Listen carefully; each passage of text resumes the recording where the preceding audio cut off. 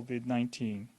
And I ask all of you to do what you can to help the schools reopen in a safe manner. We know what needs to be done. Wear your masks, stay home when you're sick, avoid gatherings, keep your children home when they're sick. And most importantly, we can only be successful if we work together as a community.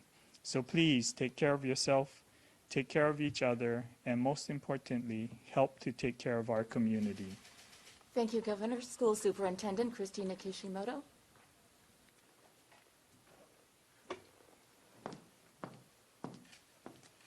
Aloha. The first day of school for students statewide remains August 17th as planned.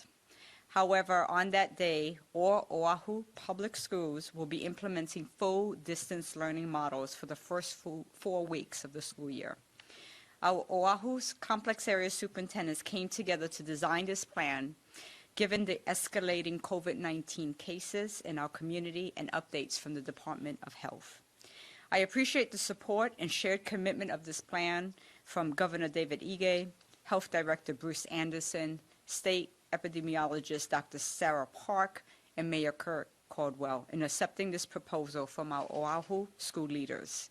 Our complex area superintendents on Oahu pulled this plan together collaboratively. So I do want to thank Linnell Dilworth, Kaimoki McKinley Roosevelt, Rochelle Mahoy, Farrington, Kaiser Kalani, Bob Davis, Lelehua, Mililani Wailua, John Erickson, Aiea Moanalua Radford, Keith Hui, Pearl City Waipahu, Sione Thompson, Nanakuli Waianae, Sean Tajima, Campbell Kapolei, Matt Ho, Castle Kahuku, and Linnell Hibbs, Kailua Kalaheo. And together they worked together on this plan. This modification to our Return to Learn plan will help greatly reduce the number of people on our campuses. Schools will use next week, August 10th to 14th, to continue their distance learning training and prepare for this transition. We have designed 3 phases for Oahu schools. The first phase is connection with students from August 17th to the 20th. During the first 4 days of school, students will physically return to school on a coordinated and scheduled basis. This time will be used to connect with their teacher, practice learning on a distance learning platform, and address any issues with connectivity and access to technology. The second phase is ready to learn via distance learning from August 24th to September 11th. Distance learning will continue for 4 weeks. All employees will report to their work site and continue to provide instruction in distance learning model. For students who do not have Wi-Fi access, there will be limited supervised in-person learning labs at school. Essentially, they will be doing their distance learning from school until they can access Wi-Fi from home. For our special needs students, services that cannot be provided via distance learning will be available at the school. The third phase is the transition to blended learning starting on September 14th.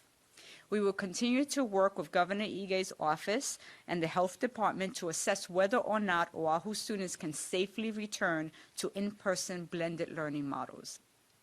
If distance learning must continue for the remainder of the first quarter, an announcement will be made. I'd like to address our public school students. You have been at the heart of every decision we faced. We know you are eager to see your teachers and friends again. We are excited to welcome you back and continue your education journey. And to our public school parents, please know that we remain committed to educating your children with high-quality learning opportunities. We will be having separate conversations on Monday and Tuesday of next week with our neighbor island complex area superintendents and their principal teams. There was an urgency on Oahu given the number of case counts that we are seeing here. But we will discuss whether or not the neighbor island superintendents and leadership teams see a need to use the same 4-week distance learning design to start the school year.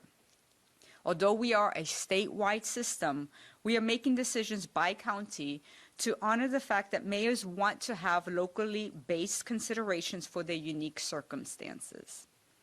Once we have those conversations with district leaders, we will reach out to school-level leaders as well. We thank you for working collaboratively on this plan to support all of our students and to pivot as necessary to ensure we can ensure a safe reopening. Mahalo. Thank you, Dr. Kishimoto. With that, we'll open it up to questions from the media now who are standing by live on Zoom audio. We'll begin with KHON2's Jen Boniza. Jen, can you hear us? I can hear you. Okay, go ahead.